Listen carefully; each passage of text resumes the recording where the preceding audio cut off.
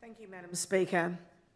I too rise to want to put on the record a death of a dear person in Katherine and a very long-standing Katherine person, Werner Sarni. And I'm just going to read out his eulogy that Jackie has sent me the other day. His funeral was actually yesterday, Madam Speaker, so I obviously am here in Parliament and wasn't able to attend. So Werner was born on the 9th of July 1938 and passed away on the 3rd of October this year. Jackie Sarni is the youngest daughter of Werner and Patricia Sarni, also deceased. Along with her sisters Monica and Natalie, we are here to honour our dad, who is now at peace and reunited with our dearly missed mum. Dad was a hard-working, determined man who accomplished much throughout his life. His achievements were many, and the list of people he worked with and impacted is long. While I can't name them all today, I can say this: Dad was proud of what he built and deeply grateful to those who supported him along the way. He was especially thankful to be embraced as a Territorian, despite not being born in Australia. Above all, he was a devoted husband and a loving father and opa, always focused on providing for his family. I'm grateful that Dad took the time many years ago to write down his life story. There are a few different versions floating around, each with its own unique details. And as some of you may know, deciphering his words can also be quite challenging. And Madam Speaker, even though Werner had been in Australia for a very long time, his accent was extremely strong right up until the day, he was unable to speak much more. I'm grateful that Werner Oswin Sarni was born in Bad Godesberg, Germany in 1938 to Austrian and German parents. He was the oldest of 3 children. Our grandparents came from large families rooted in the same region for generations, many of whom still live there today. When Dad was just a few months old, his family moved to Innsbruck, Austria, where they lived for 9 years, including through the Second World War. Those years were marked by hardship, scarcity of food, poverty and uncertainty. Our grandfather worked on a vegetable farm and our grandmother sewed clothing to make ends meet. As a child, my dad picked wildflowers to sell at the local market, and he also collected firewood to sell, sometimes getting into trouble for cutting wood he didn't have permission to cut. In 1947, the family relocated to Lavamund, a small town of about 2,500 people, where my grandfather took over his father's shoemaking business. The family of 5 lived in a 2-room house, and while life was still hard, it was made a little easier as they had their own garden and more food. Dad found ways to keep busy, reading adventure novels, playing with discarded wartime ammunition, which I'm told made impressive fireworks when thrown in the fire, and sometimes in school holidays he would go to Bavaria and stay with his grandmother. While there, he would work on the farm and ride tractors with his uncle and picked hops for extra pocket money. One memorable story involves Dad swimming into a flooded river to retrieve logs for local farmers, a daring act that earned him a reward and no doubt a few grey hairs for his mother. At 14, Dad began working in the family shoemaking business, Schuhhaus Sarni. After passing his shoemaker exams, he moved to Vienna to work at the Bally shoe factory for a few years. Dad expressed a desire to travel, but before he could explore the world, his father insisted he complete his master shoemaker training. Dad did so, becoming the youngest master shoemaker in Austria, qualified to run his own business with the aim to take over from his father. After completing his mandatory 9 months in the National Service, his wanderlust, as Dad called it, remained strong.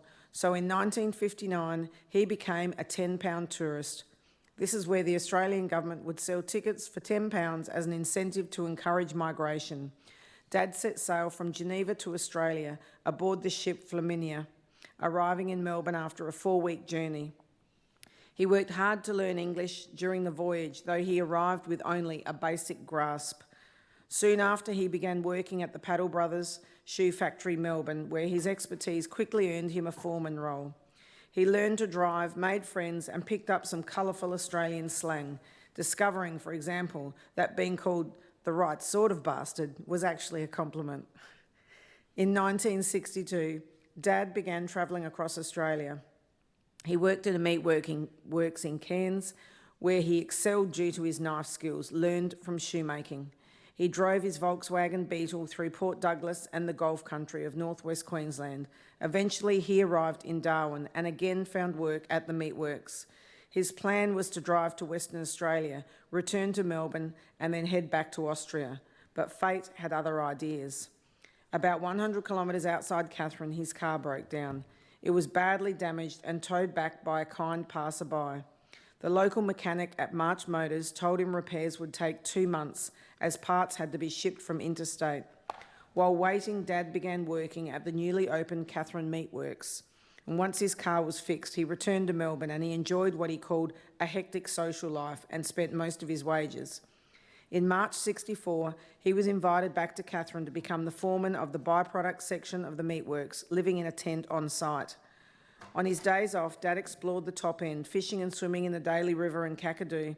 Captivated by the billabongs, birds and breathtaking landscapes, his love for the region grew deeper with each adventure.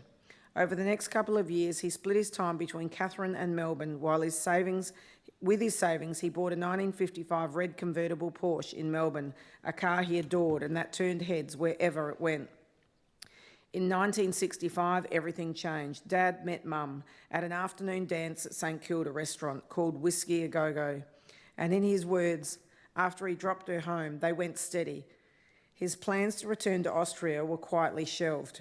In April of 1966, Mum and Dad began a new chapter together when they moved to Katherine. They were both employed at the meatworks, with Dad also working weekends as a tour guide at the Gorge for local businessman Eric March. In those days, the tours were run by tying multiple four-person punts together, and then they would tow them up the river to conduct the tour. Dad found joy and pride guiding visitors through the gorge and helping people experience the beauty of the region he came to love so deeply.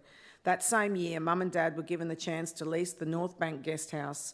Dad continued his work at the meatworks and the gorge, while Mum poured her heart into the guest house, rising early to cook breakfast for guests and doing all cleaning and washing for the property.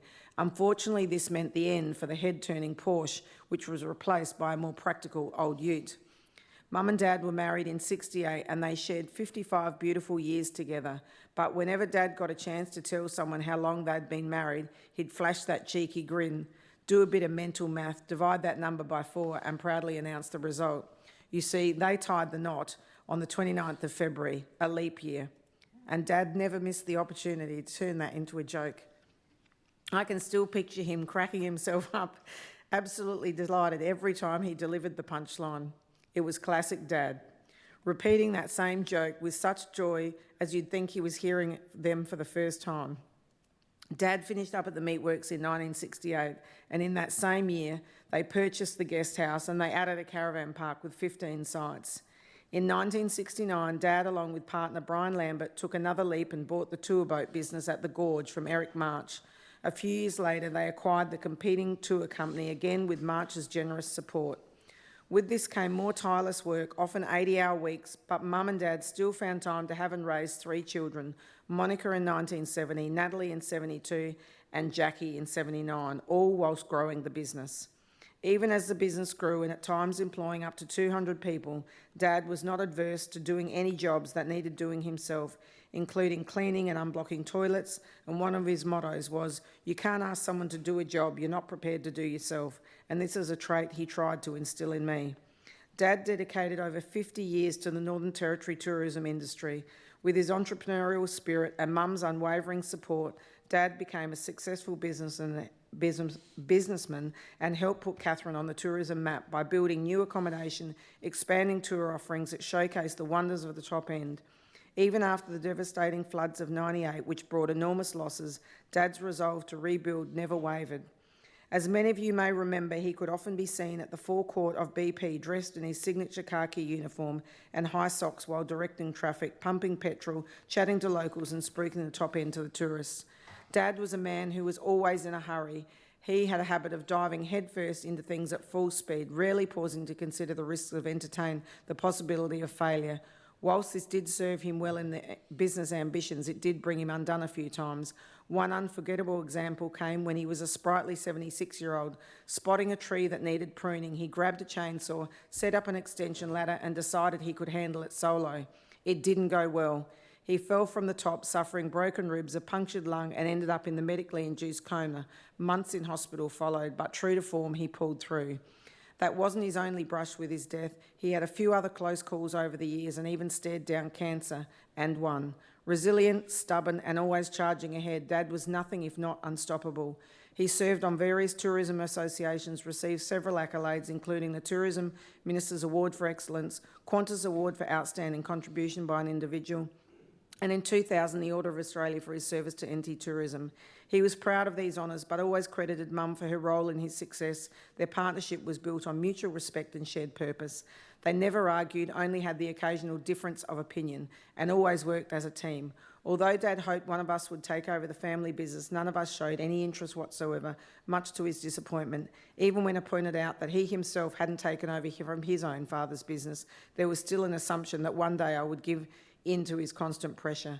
When Dad's health began to fail in a way he could sadly not beat this time, I stepped in to help, and in doing so, I think he finally saw his wish fulfilled. Though I joined at that time when the business had scaled down, I've come to truly appreciate the depth of his commitment and the immense effort it took to keep things running all these years.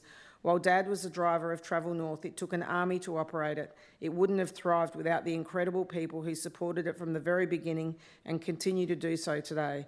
I sincerely thank each and every one of you for everything you did for Mum and Dad. Losing both of our parents to dementia has been incredibly difficult, but we find comfort in knowing they are together again, finally at peace. Dad is survived by his sisters Waltraud and Ingrid in Austria and his 3 loving daughters, and our family's here today. And Madam Speaker, Your time has expired. Oh, sorry. Yeah. Thank you, Member Madam for Speaker. Quad.